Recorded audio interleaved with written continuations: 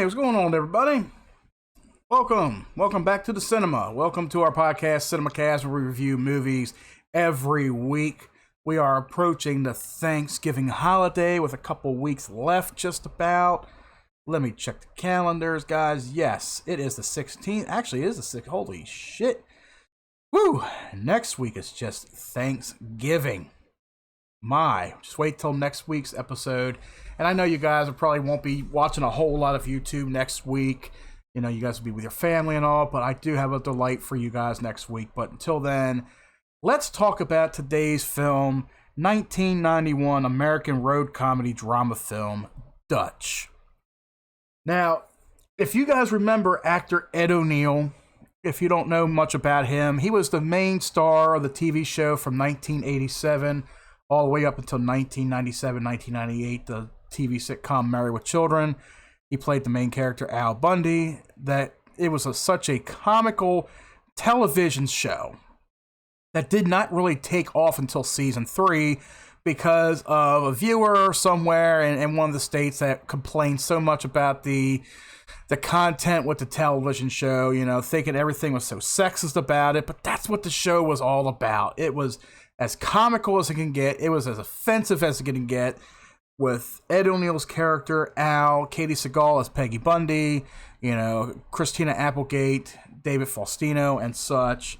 It was such a hilarious and amazing show for 20th Century Fox. And Ed O'Neill, he already had a few good things going on for him, you know, up until then. You know, he was in a few decent movies. He was also into theater acting as well. And, you know, he was selected for quite a few roles, you know, and this is somebody, you know, you probably remember seeing him in quite a few roles, such as, let me see here. Okay, he had a role in the movie K-9 with Jim Belushi. He was Glenn, you know, the what was it, the diner, the guy that worked at the diner in the movie Wayne's World 1 and 2. He was in the movie Little Giants. He was in The Bone Collector with Denzel Washington. He was in a lot of movies. He was even in the remake television show in 2003, Dragnet. You know, his main character was Joe Friday. He was in so many different TV shows, so many good movies. You know, he's a theater actor. He had a lot of things under his belt. And then you got his co-star, as you guys can see in the poster, goes by the name Ethan Randall. Now, Ethan Randall, that was his name. That was his name or stage name at the at the time that the film was made. But if he looks oddly familiar to you, that's because this is actor Ethan Embry. Yeah, Ethan Embry was in that movie. He was in quite a few movies himself too, if you remember. You know, he was in movies like That Thing You Do, Vegas Vacation, Disturbing Behavior, Sweet Home Alabama. Oh, he was in a ton of movies up around then. What television shows was he in? I feel like he was in some shows that you guys may have watched or seen. I'm not too sure about. Oh, he was in The Walking Dead? I didn't know he was in The Walking Dead. I guess that was like season 4 or 5. I did not know that he was in the show The Walking Dead. He was only in there for one episode, of course. But I did not know that. Okay, I gotta go back and rewatch that episode then. So, you know, he's done some voice acting. He's done a lot of television shows, you know. He's done a lot of movies. But yeah, that is actor Ethan Embry, 45 years old. He ain't that old. And it also co-stars Jo Beth Williams. If you don't know Jo Beth Williams, she was the mother in the movie Poltergeist. And she was in quite a few other movies. And then you got Christopher McDonald. Who doesn't know Christopher McDonald? Remember Happy Gilmore? What was his name? McGavin, I think it was, or something. I don't know. You know, he was that asshole in the movie Happy Gilmore. Where is that movie Happy Gilmore at? I done forgot what year that movie came out. It was like, what, 97, 96, something like that. Yeah, here we go, 96. Yeah, Shooter McGavin. See, old Shooter McGavin in here. And of course, he's an asshole, as he usually is in movies like that, you know. And E.G. Daily, oh, she is in there too. Oh, she plays a very sexual role in this movie. And E.G. Daily, you know, she's very big on voice acting. but she was also in the movie The Devil's Rejects. She was in Pee-wee's Big Adventure. So you got a slew of actors in here. And then you got, oh God, Kathleen Freeman. Oh, she was something else back in the day. She's also in the movie as well. She has a very minor role, but you can tell she's definitely in there. So you got some pretty well-known actors and actresses in this movie. And sadly, this movie, when it came out, it received poor reviews from critics. And it still holds a 17% approval rating on RottenTomatoes.com. from 23 reviews. Even Roger Ebert at the time gave it a 1.5-star review film. Thoughts that Dutch screenwriter John Hughes was following his own formula, repeating some of the other films such as Planes, Trains, and Automobiles, and cited Ed O'Neill's character as behaving in defiance of common sense. Now, this movie, despite having such low approval rating on Rotten Tomatoes, and you all know by now how I feel about Rotten Tomatoes. They can go fuck themselves, basically. This movie, I've grew up watching this movie. It is such a hilarious movie. This is a pretty hilarious family movie, and it's got some good drama to it. You know, it's got a good amount of drama to it, and we'll get right into it. So if you have not seen this movie, Dutch, and sadly, this is kind of a rarity to find. You can't really find this movie much anywhere, even on streaming websites, sadly. But if you're able to find this movie somewhere, definitely give it a watch this holiday season because it is well worth it. So, as I always say, you know, I always go into the synopsis of the film. So, if you guys don't want any spoilers, if you don't want to know much about the movie without watching it, stop right here. Go find the movie, watch it, come back, and listen to the rest of the review. So you got Ed O'Neill's character, Dutch Dooley. You know, this is a class. Well, what the hell they call him in that? You just called it a working class guy. You know, he's working class. You know, he's not rich. He has money. He's working class, and he knows how to work. So at the beginning of the movie, you know, he's attending a ritzy party with his girlfriend, Natalie Standish, who was played by Jo Beth Williams. He stands out terribly among the upper-class aristocrats, wearing a cheap suit and making boorish comments. This is what I love about Ed O'Neill's character. You know, like, even as Al Bundy, you know, he can dress the dress, and you can look at him and say, okay, he looks kind of not spitzy, but you could tell this is a working class guy, and he's got that attitude. You know, it's almost like he has that Al Bundy attitude in the movie, but it's a little bit more down to earth than what Married with Children was. But yeah, just I would feel like if I was in that position, that's how I would be myself. You know, that's how exactly I would be. I would not be there to, you know, try to, you know, suck ass. You know, I wouldn't try to live up to their standards, anybody's standards, no matter how they are. You know, upper class aristocrats, rich people. I'm not there to fit on your level. If I'm there with somebody, you know, I'm going to be myself. That's what the kind of guy this character is. He's one of those, I'm going to be myself. You know, I don't hate myself. I enjoy doing what I do. I work for a living. I'm a businessman. I know how to do business. I'm good. You know, I don't care what you think of me. This is what I am. That's the kind of character this guy is. You know, he's wearing a cheap suit and making boorish comments.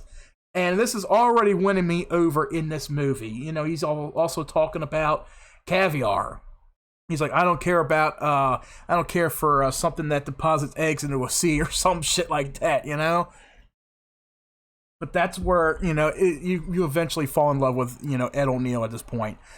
Natalie's relaxed, less rigid personality also does not fit the rest of the patrons.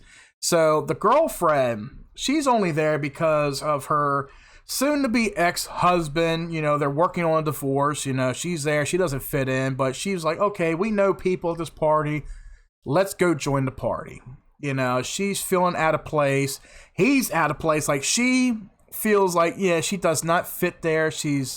Even though she's relaxed, she's less rigid, and she's having a decent time. He's having a good time. You know, he doesn't care what anybody thinks. He's dating this woman. You know, that's his business, that's her business. He don't care what anybody thinks. That's what I love about Ed O'Neill when he does these roles.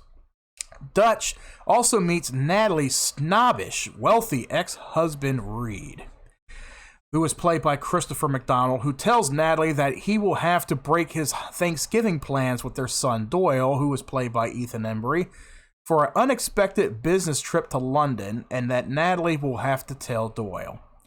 This is where a little bit of the drama comes in. And this is sad because I feel like these characters can relate, because nowadays you have parents that are divorced, separated, or whatever, and they end up relying on the opposite parents to break some kind of news of their not being there. You know, daddy's not going to be there for you because da-da-da. Well, why didn't daddy tell me? Because daddy didn't want to say. He wanted me to tell you. That's the sad reality of that. That's where, like, I feel like this movie can resonate with a lot of people who are in that position, who has had a child or two with somebody and they've gotten divorced, they've gotten separated, and even though both parents are still seeing the kids, you know, there's always something that comes up, and one parent doesn't feel like breaking their child's heart. They rather rely on the other parent to do it. This is so much of an ideal right here that it definitely fits into the trend of what we have today with a lot of more modern parents. So Natalie calls Doyle at his private school in Georgia and invites him home to Thanksgiving, but Doyle refuses the offer, solely blaming his mother for the divorce. So already you got this child played by Ethan Embry. He blames his mother for the divorce. You know, he looks up to his father, you know, the perfect father figure. Daddy didn't do anything wrong. He was always mom. And he has this very snobbish attitude toward his mother about everything. You know, he's attending a private school. He said he's going to stay there. He's not going to bother coming home for Thanksgiving. And that creates so much friction between, you know, the mother and the child. Despite this, Dutch sees an opportunity to get to know Doyle and further his relationship with Natalie. So he offers to go to Georgia and bring Doyle back to Chicago for the holidays. Now, this is where the real fun begins. You know, he figures, what could possibly go wrong? I'm going to go meet this child. You know, I'm going to bond with him. I'm going to bring him home, you know, score some points with mom. We're going to have a good old time, right? So upon arriving in Georgia, Dutch finds Doyle to be much like his father, snobbish, selfish, and elitist. I guess that's how you pronounce that word. He welcomes Dutch by throwing a book at his face, hitting him with a golf club, kicking him and shooting him in the groin with a BB gun, for which Dutch promises revenge. Dutch ultimately hogties Doyle to a hockey stick and carries him to the car to start to drive back home. This whole scene right here is comic. It's very comical. You know, the chemistry between Ed O'Neill and Ethan Randall, Ethan Embry. You know, this entire scene right here. You know, he tries to reason with the kid. He tells him while he's there that he's dating his mom, that his dad's not coming. And Doyle's like, oh, he never called me, basically. And he's like, oh, yeah, I know the trip about London. I know this, I know that. And then, of course, you know, Doyle is, you know, refusing. He's like, I'm not going home with you. But the next scene cuts to the next scene where he's carrying him out of there, hogtied to a hockey stick. And Doyle's reaction, you know, he's like, what do you like to do for fun? And he's sitting there squirming around, you know, he's like, oh, you like to squirm and wiggle and squirm. So do I. And then off they go. So already, like, the chemistry is like set sky high, and that's the mood that carries on for the next couple acts, you know, throughout most of the movie, you know? So the pair endure several mishaps on their way back, including an impromptu fireworks show that sees Dutch's coat destroyed. So, you know, he stops off at a gas station that happens to sell fireworks across the street. So he decides to take him up the road a bit, sets the fireworks off. It'll be a lot of fun. Something goes wrong, and Dutch tries to suffocate the fireworks, from creating such a big mishap, but ends up putting a big-ass hole in his coat. And mind you, where they're at, everything, it's all snowy. It definitely fits the mood of Thanksgiving where they're at. Everything is snowy, it's icy, it screams late fall, early winter, that kind of thing, depending on what state they're in, right? So later, after Doyle throws a lit cigar in Dutch's lap, which is after a minor tit-tat in the car, Dutch throws Doyle out of the car and makes him walk to the next motel by himself. So, he throws him out of the car, and he's like, if you throw, and Doyle starts throwing rocks at his car. He's like, throw one more and I'm going to leave you. And he's like, promise? He's like, guaranteed. So he throws one more, and then Dutch grabs his coat, throws it at. He's like, okay, I'll see you up the road a piece. About 50 miles. I'll see you at the next motel about 50 miles down the road. And he takes off. He leaves the kid behind. But he does it for a reason. He's trying to teach the kid a lesson. He's like, don't fuck with me or this is going to happen. It's like today you have a fuck around and find out scenario. Like back then, it's not truly like fuck around and find out. It's like do it and see what happens. And this is one of the themes in this movie that happens a couple times, It's like, do it and see what happens. And he did it. So Doyle ends up walking all the way back to his motel. How he found his way to the exact motel that Dutch was staying at, I have no idea. So Doyle gets even when he walks to the motel, and by grabbing the keys, asking where's his stuff at, he grabs the keys to the car, goes out to the car, starts the car up and drives it like a maniac out into the road. And Dutch, he's in the motel room, he's trying to get dressed, everything, and he makes it outside, and then Doyle's got the car parked in the middle of the road, and then of course it gets hit and totaled by a semi truck that's coming along. It's trying to hit the brakes and shit, hits the car. Luckily Doyle's okay, he managed to get out well before the car was hit and all.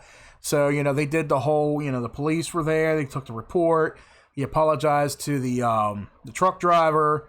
So then you have a scene where Dutch and Doyle are going at it in the motel room. He doesn't hit the kid or anything, but, he's just having it out with him.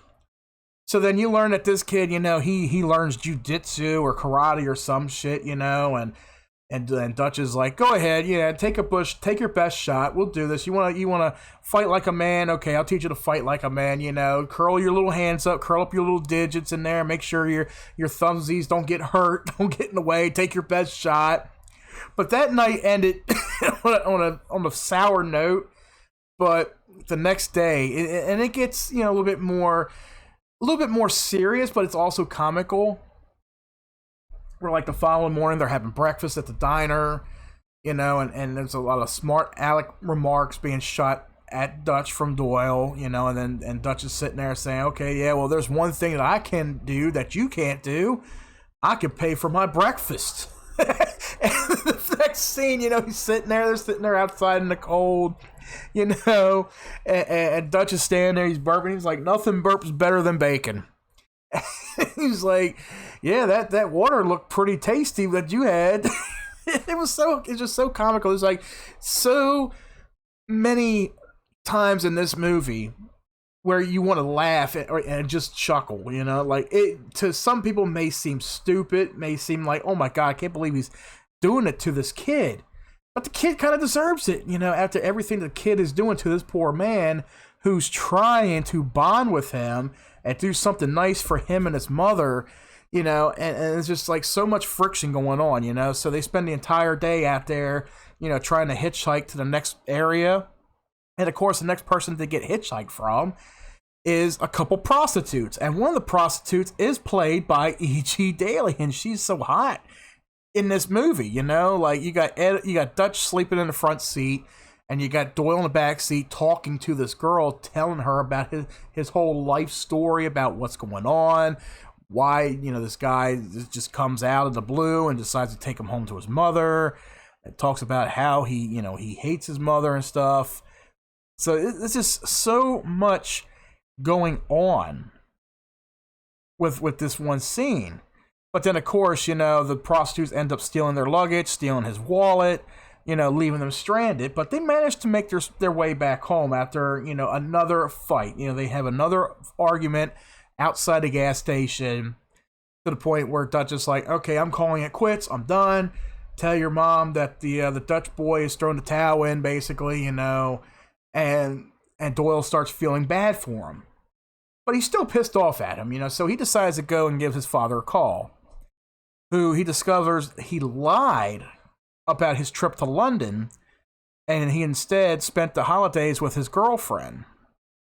Now, Doyle, realizing that he was stunned, he was stunned by his father's betrayal and lied, and he was wounded by Dutch's accusations that he hates his mother. Doyle begins to regret his callous attitude. So now this is where he starts to dial down his attitude and starts trusting Dutch a little bit more, starts getting along with him a little bit better. So Dutch initially gives up and wants to call Natalie for assistance, but Doyle refuses and insists on getting them home on their own. They eventually sneak a ride back to a semi-truck. They sneak a ride back on a semi-truck. They end up at a truck station, and then are assaulted by security guards at a trailer drop-off. And Doyle brandishes his BB gun and feigns insanity, pretending that voices in his head are telling him to kill the guards, which frighten them enough to allow them to escape. So this one scene, it takes a toll in a serious direction, but it's also a little bit more comical. And it's almost like, you got Ed O'Neill's character feeding him certain things. It's like, tell them that you just killed somebody. That you just killed somebody, that that you're hearing voices and all, and tell them that you offer them another sacrifice, and it's scaring the shit out of these two guys. And it's like, okay, you're free to go, let us go, that kind of thing.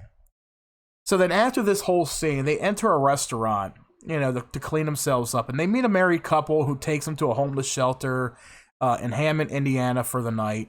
At the shelter, Doyle grows fond of a young girl and her family. While getting to know them, he realizes that he has been neglecting his mother and indeed wants to be with her for the holidays. So after talking with this family, he realizes that he was kind of in the wrong and he shouldn't have been all this time. After he realizes that my dad lied to me, he used me, he did this, and maybe I should go home and spend the holidays with my mom. She wants me to be there. So it's like his whole attitude changes. Like for the first half of the movie, he's very uptight, about everything. He's fighting it out with Dutch. But then the latter half, it starts to feel a little bit more homely. He starts to have regrets, and now he's softening up. So now here's what, the movie starts to have a decline, and it's a smooth decline too. On Thanksgiving Day, this family drives them out to Natalie's house, where, of course, Reed is waiting there. Doyle reunites with his mother and reveals to Reed that he knows the truth about the trip to London. When Doyle decides to stay with his mother instead of Reed for Thanksgiving, of course, which is a very touching moment. He realizes, what? Fuck you, Dad. I'm staying with Mom. After that, Reed, who owns the house, he evicts Natalie from the house, gives him a couple weeks or whatever. Dutch then follows him outside as he departs. And he asks him, when do you want her out again? And at this point in time, you see Dutch adjusting this ring on his hand. And it's a big-ass fucking ring. It's like a Super Bowl ring or whatever. So when he asks him again, he grabs him by the tie and he hits him in the forehead with his pinky ring. He then demands Reed to show a little bit more respect to Natalie and become a better father to Doyle, to which a dazed Reed agrees and then gives him a little bit more time before they can move out, like 6 months or whatever. So that's all resolved. Dutch, he taught that guy a lesson, knocked him in the head with a fucking pinky ring, and it's like, okay, here's what you're going to do. You're going to do this, you're going to do that, especially if you care about your son. He deserves a father, he needs a father, but you got to be better to him. So it's a touching moment. So then you got the final scene. They're all sitting there at the table having Thanksgiving dinner, They're sitting down at the beginning of the feast. And this is where a comical ending comes into play. Dutch asks Doyle to go retrieve his coat, as it contains a very special gift for Natalie. And Doyle's thinking it's a wedding ring or engagement ring or something, you know? So he's excited to get it. So as he goes away, as Doyle walks away, Dutch pulls out a BB gun in front of Natalie and aims it at Doyle. And Doyle realizes this, you know, and he's like, yeah, I still owe you that shot. But then he laughs about it, you know, he doesn't do it anyway, and they all have a good chuckle about it. And then Dutch has this serious tone to his voice, you know, he stops laughing, aims the gun again, and shoots him in the groin off screen, and then that's the end of the movie. So this movie, it was written by John Hughes, and John Hughes, he has a slew of good movies. Some of them can be pretty, you know, can be duds, you know, from here and there. But this movie, it does have heart. It really does, despite what Roger Ebert said about it, despite what Rotten Tomatoes says about it. This is a fun movie. It truly is. Whether you're focused on the plot of the movie or not, this movie, it does have heart. It has a bit of comedy to it, a little bit of drama. You start feeling for both characters. It's a buddy road trip movie. That's what it is. You know, you got a bonding guy you got a guy who's trying to bond with his girlfriend's son, and he's giving him a hard time. So they do what they can to bond with each other. And then in the end, everything is resolved. And of course, you know, you got that one last little bit. It was like, oh yeah, remember what I said to you a little bit ago about owing you that shot? So anyway, this movie, you know, Dutch, it is definitely a really good watch. You know, you got to at least watch it once a year. And it takes place, you know, Thanksgiving. It is considered a Thanksgiving movie, but you can watch it any other time during the year. It's a good comedy. You know, even outside of the U.S., it was released as Driving Me Crazy. I don't know why the title changed outside the country, but yeah, this movie is definitely a good watch. You know, Ed O'Neill, you know, he is terrific in a lot of roles. He really is.